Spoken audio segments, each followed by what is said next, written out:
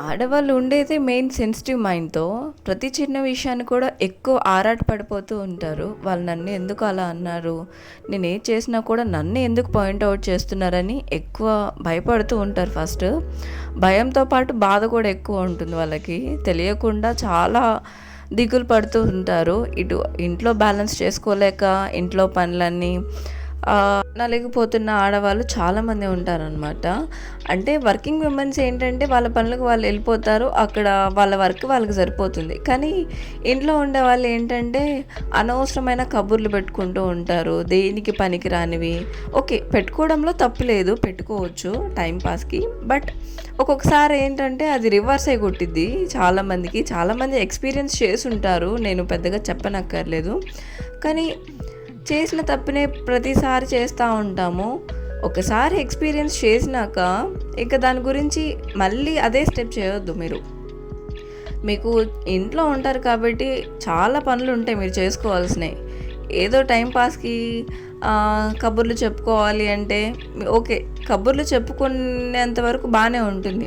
తర్వాత మీరు అక్కడ ఏదైనా హర్టింగ్ వర్డ్స్ వినగానే, బాధపడిన మాటలు వినగానే ముందు దాన్నే మైండ్‌కి తీసుకుంటారు. ఇంక ఇంట్లో వచ్చిన దగ్గర నుంచి ఇంక అదే మైండ్‌లో ఉంటారు. నన్నెందుకు అన్నారు? నేనేం చేశాను? నేను ఎంత మంచిగా ఉంటున్నా కూడా నన్నే ఎందుకు పాయింట్ ఔట్ చేస్తారు? అన్న ఈ వ్యూ ఆఫ్ పాయింట్‌లోనే ఉంటారు తప్ప ఇంకా వేరే మైండ్ సెట్టే ఉండదు. సో ఆ రోజు డే అంతా ఖరాబ్ అయిపోతుంది మీకు. సో ఇలాంటి అనవసరమైన చెత్త పనులైతే ఇంక ఇంతటితో ఫుల్ స్టాప్ పెట్టేసేయండి. ఎందుకంటే మీరు ఇంట్లో ఉండే వాళ్ళైతే మీకు చేసుకోవాలంటే బోల్డ్ పనులు ఉంటాయి ఇంట్లో. మీరు ఎప్పటి నుంచో క్లీన్ చేసుకోవాలనుకుంటున్న కొన్ని సామాన్లు ఉంటాయి. చక్కగా వెళ్ళి వాటిని క్లీన్ చేసుకోండి. మీకు టైం పాస్ అయిపోతుంది. ఇంకా మీ ఇల్లు చూడడానికి కూడా ఆ టైం మంచిగా కనిపిస్తుంది. హ్యాపీగా మీరు చేసుకోవాలన్న పనులన్నీ ఆ రోజు ఫుల్ఫిల్ చేసుకుంటారు. చక్కగా కంప్లీట్ చేసుకుంటారు. మీకు హ్యాపీగా కూడా ఉంటుంది. ఓకే, నేను ఈరోజు ఈ వర్క్ చేశాను అన్న హ్యాపీనెస్ కూడా దొరుకుతుంది. ఇంకా దాంతోపాటు ఇల్లు కూడా శుభ్రంగా కనిపిస్తుంది. అంతేగాని ఎందుకండి అనవసరమైన ఆ పనులన్నీ పెట్టుకొని తలకాయ నొప్పి తెచ్చుకొని బాధపడటము. మీకు ఎక్కడైనా గుర్తుపెట్టుకోండి, మీకు వాల్యూ ఉంటేనే అక్కడికి వెళ్ళండి. ఏదైనా కూడా అతిగా చేస్తే అది అతిగానే ఉంటుంది తప్ప లిమిట్లో ఉండదు. ఏ పని కూడా మనం లిమిట్లో చేస్తే మనకి ఆ వాల్యూ అనేది ఉంటుంది. మనం ఎవరి దగ్గరికైనా వెళ్ళడమైనా లేదంటే ఎవరితోనైనా మాట్లాడడమైనా ప్రతిదీ లిమిట్లో ఉంటేనే ఆ రెస్పెక్ట్ వాల్యూ ఎప్పుడు మనకిచ్చే వాల్యూ తగ్గదు. కానీ అతి అవారాలు చేస్తూ ఉంటారు కొంతమంది, బాధపడుతూ ఉంటారు. సో మీ అందరికీ నేను మోటివేట్ చేయాలనుకుంటున్నాను. దయచేసి బాధపడొద్దు.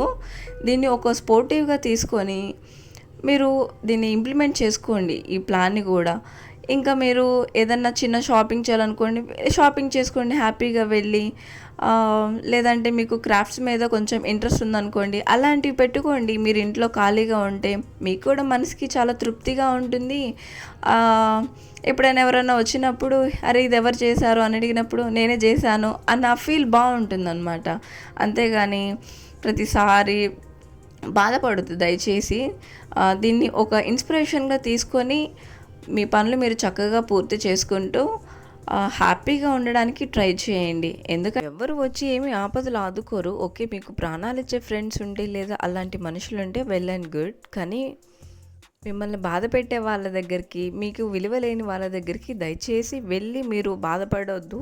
అలాంటివి మానుకోండి.